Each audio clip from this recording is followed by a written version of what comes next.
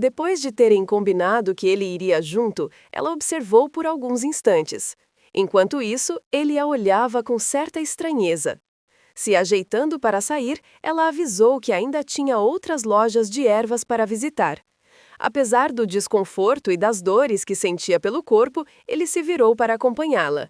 Ao olhar para trás e notar as dificuldades que ele tinha para se locomover, percebeu que deveria estar com muita dor. Também reparou que ele não havia reclamado nenhuma vez sequer. Agora, suas preocupações eram outras, pois não se lembrava onde ficava a loja de ervas. Nem ela, nem sua empregada Bel sabiam onde era a loja de Eva, mas o rapaz apontou a direção. Contou que havia crescido nas ruas e as conhecia como ninguém. Brincando no caminho, pediu que elas o seguissem. Depois de um tempo, chegaram ao local e o comerciante simpático deu as boas-vindas. Silvia imediatamente perguntou se aquele homem era o lojista e se poderia providenciar um remédio para os ferimentos do rapaz. O comerciante foi até ele e perguntou o que tinha acontecido, lançando um olhar desconfiado para Silvia. Bel se irritou ao perceber que o homem parecia achar que Silvia tinha algo a ver com aquilo. Depois que ela explicou que alguns bandidos eram os responsáveis, o homem se assustou, pois conhecia bem aqueles mercenários. Silvia ficou surpresa ao notar que ele sabia exatamente de qual gangue ela estava falando. Achava que, por estar numa área de classe média, a loja estaria protegida pelos guardas, mas percebeu que a realidade era diferente. Ficou incrédula ao constatar que ali segurança e paz não existiam. Enquanto isso, o jovem pressionava o braço machucado por causa da dor. Seu corpo estava coberto de arranhões no pescoço, nos braços e em outras partes. Quando Silvia entendeu o que aqueles rapazes faziam, lembrou das palavras que tinham dito. Percebeu que estavam batendo no jovem, mesmo ele não querendo participar daquilo. Ela ficou triste e sabia que não permitiria que aqueles bandidos se safassem.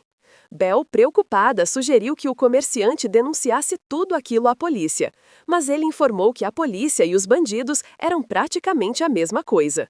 Nesse momento, o homem pegou um frasco com uma pomada. Disse ao jovem que o conteúdo tinha propriedades analgésicas e entregou o pote a ele. Olhando para os lados com o frasco na mão, ele parecia não saber o que fazer. Silvia percebeu que Teve procurava por um espelho. Ela continuava encarando os jovens e sabia que não tinha um espelho, mas daria um jeito. Sem pensar muito, pegou a pomada e decidiu ela mesma aplicá-la no rapaz. Pediu um pouco de água para lavar os ferimentos e avisou que aquilo poderia arder um pouco. Ao se aproximar rapidamente, ele se assustou por um instante. Depois percebeu que ela apenas queria passar a pomada nos machucados. Confirmou que, como ela dissera, realmente ardia um pouco. Ela sorriu e pediu que ele não se comportasse como um bebezão. Em seguida, pediu ao lojista que vendesse todo o estoque de ervas de que precisava. Ao ouvir que ela queria tudo, ele arregalou os olhos, pois nunca havia feito uma venda tão grande. Depois de tudo empacotado, havia vários pacotes com a erva medicinal. Ela comentou com o rapaz e com Bel que não conseguiriam carregar tudo sozinhos, então contrataria alguém. O rapaz não entendia bem o que estava acontecendo, pois todos os aristocratas tinham suas carruagens. Apesar da aparência requintada e da evidente riqueza, havia algo estranho naquela jovem. Logo depois, eles estavam de volta à carruagem, indo direto para o palácio. Silvia agora estava acostumada e já não enjoava ao andar na carruagem humilde. Mas o jovem continuava intrigado com o fato de alguém tão rica andar em algo tão simples. Perguntou se ela era realmente Silvia Atlante ou se tudo fazia parte de algum esquema. Ela, brincando, disse que pretendia sequestrá-lo. O jovem ficou assustado por um momento, acreditando que fosse verdade, mas logo se acalmou quando percebeu que estavam chegando ao palácio. Assim que a carruagem parou, os três desceram. Uma fila de servos aguardava a senhorita Silvia. Ao ver todos aqueles empregados, o rapaz finalmente acreditou que ela era mesmo uma Atlante. Olhando para trás, ela percebeu que ele havia achado que ela era uma impostora e afirmou que não estava mentindo. Teve agora se via cercado por um luxo que jamais poderia ter imaginado. A mansão era enorme e tudo reluzia de forma impressionante. Ele agia como se tudo chamasse sua atenção. Ela lembrou que também teve a mesma impressão da primeira vez em que viu tudo tão brilhante. Por isso, apenas o observou carinhosamente enquanto ele olhava tudo com espanto. Ela pediu que preparassem um banho para ele, pois estava sujo e machucado. A barriga dele emitiu um som, denunciando que precisava de comida. Ele ficou envergonhado ao notar que ela tinha escutado o ronco. Mas ela não se importou, apenas achou aquilo simpático e pediu que preparassem comida para ele. Disse que o faria comer tanto que sairia rolando pelos corredores. Olhando para ele de cima a baixo, pensava que agora ele teria a chance de se alimentar como nunca antes. Agora, os olhos de Teve estavam brilhando, ele chegava a salivar. Diante dele tinha pratos nos quais ele nunca tinha visto. Naquela mesa farta, ele começou a se imaginar se não era um sonho. Sua cabeça ia a mil pensando em tantas guloseimas que estavam ali servidas para ele, para saber se não era mesmo sonho. Tocou numa fatia de costela e mal podia acreditar que realmente a comida estivesse ali. Depois disso, abaixou a cabeça e começou a se lembrar de sua vida. Lembrava de por uma neve caía e como ele precisava revirar o lixo para encontrar uma sobra e ter o que comer. Quando se sentava próximo à janela de alguma casa, podia vir por ela uma mesa farta. Era comida de outras pessoas. Desde cedo ele sabia que era errado pegar as coisas que não era dele. Por mais que estivesse na neve e no frio, ele jamais faria um mal para alguém. E agora ele estava ali, diante daquela mesa farta. Como Sylvia e sua família eram pessoas conhecidas, é claro que ele sabia de quem se tratava. O Duque Atlante, que liderava a família, e a bela duquesa, que mesmo estando longe da vila, ainda era amada por todos. Também tinha o primeiro filho, Daniel, que entrou na Academia Central como o melhor aluno. E o segundo filho, Cedric Atlante, que era um espadachim e tinha grande semelhança com seu pai. A bela Irene tinha puxado Gênesis de sua mãe e era tão bela e gentil quanto ela. E tinha também a primeira filha, Sylvia Atlante. As pessoas viviam falando sobre como ela era diferente. Ele, apesar de passar por muitos lugares e não ser visto por ninguém, sempre quis manter sua dignidade, mesmo ficando por mais de 3 dias sem comer. E um dia conseguiu cruzar com Irene. Ele sabia só de ver que era uma pessoa boba. Ela fazia trabalho voluntário e naquela época alimentou ele. Agora em sua frente estava Sylvia Atlante, aquela quem tinha libertado ele das ruas. Olhava para ela e não acreditava que ela não hesitou nenhum momento em encarar bandidos para defendê-lo. Observava o olhar dela, que era sempre gentil e caloroso. Ao pensar que ela se parecia com o anjo, logo notou que estava ficando avermelhado. Colocou a mão na cabeça, pois achava que tinha ficado louco. Ela nunca se parecia com um anjo. Apesar de estar naquela mesa farta, tinha algo que incomodava aí.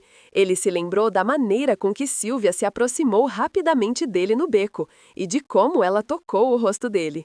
Chegou a pensar algo, mas achava que aquela não poderia ser a razão. Agora não importava mais o quanto ela olhava para ele, pois ela sempre parecia estar distante. E a desculpa que ela usou sobre ele parecer o gato dela também era estranho. Na cabeça dele, Sylvia era diferente, como uma bruxa que vivia com um diabinho no ombro. Ele pensava que, mesmo se aquele fosse o caso, não importava. Olhando para Bella, Sylvia pensava que, enquanto ele andava pelas ruas, ela foi a única que olhou diretamente para ele. Era como se ela tivesse estendido a mão e tirasse ele do fundo do poço. Pensaram em tudo aquilo, fazia a barriga dele avisar que precisava de alimento. Por isso, depois que pegou uma maçã, ficou observando antes de comê-la. Tentou segurar as lágrimas o máximo que pôde, mas rapidamente estava lacrimejando com uma bela maçã nas mãos. Enquanto isso, no quarto da jovem, a senhorita perguntava à empregada se o rapaz estava comendo bem. Belle, indignada, contava que o rapaz comia mais que bem, não parava de comer. Sylvia, Eu via tudo e ficava satisfeito, pois sabia que se ele comesse o suficiente, poderia ficar forte. Belle foi avisada que deveria deixar o rapaz comer o quanto quisesse.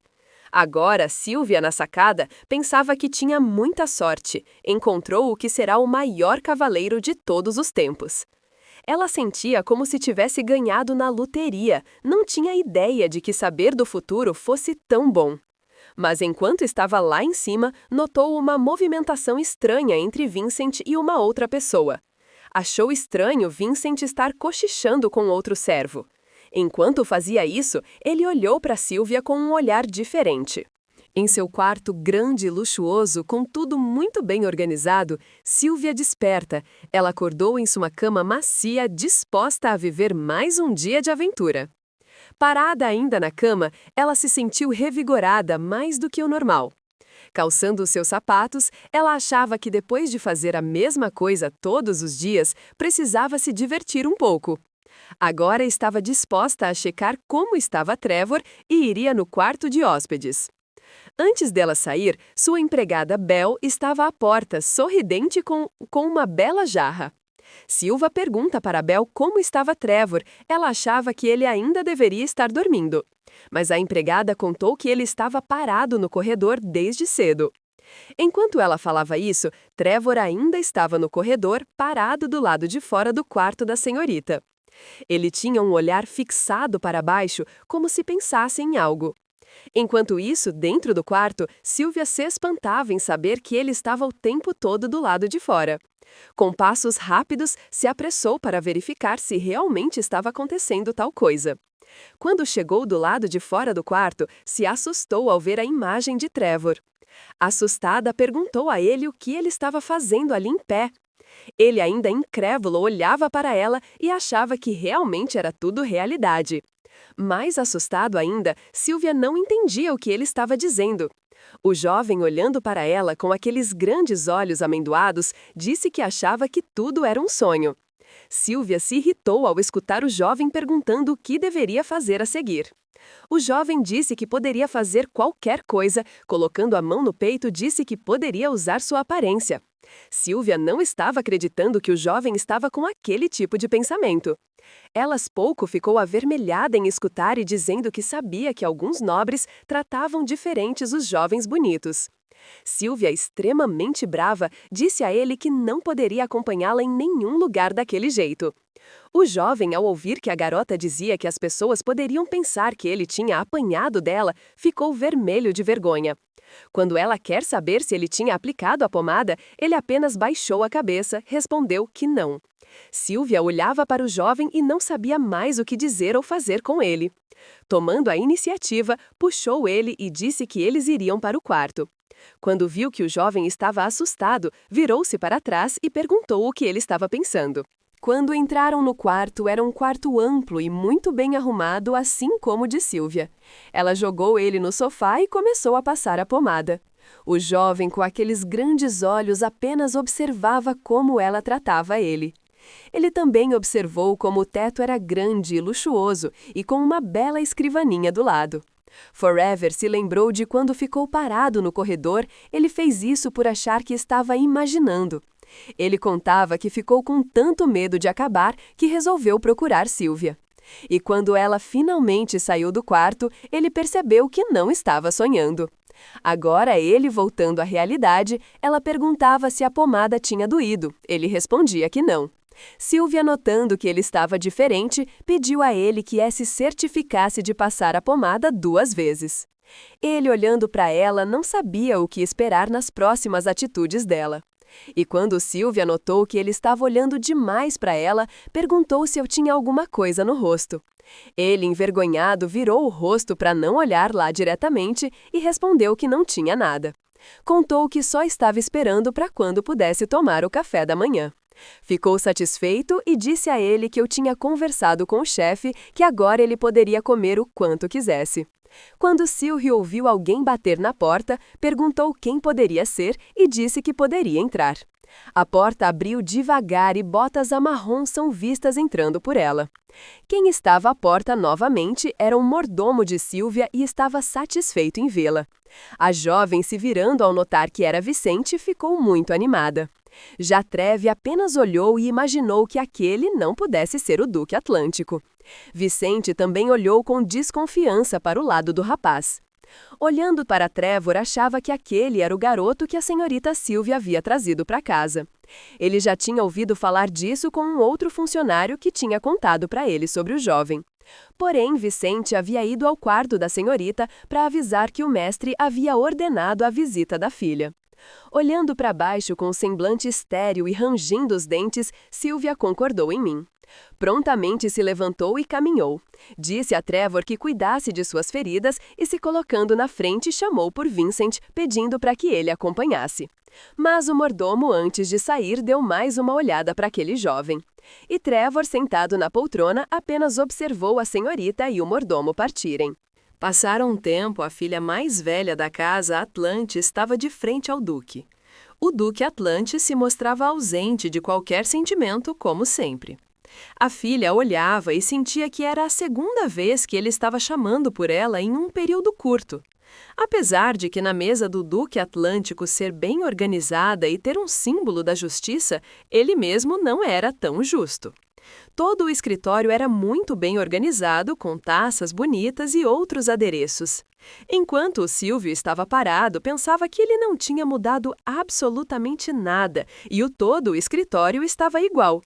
Mas, de qualquer forma, ele foi quem a chamou e ainda ficava fazendo ela esperar.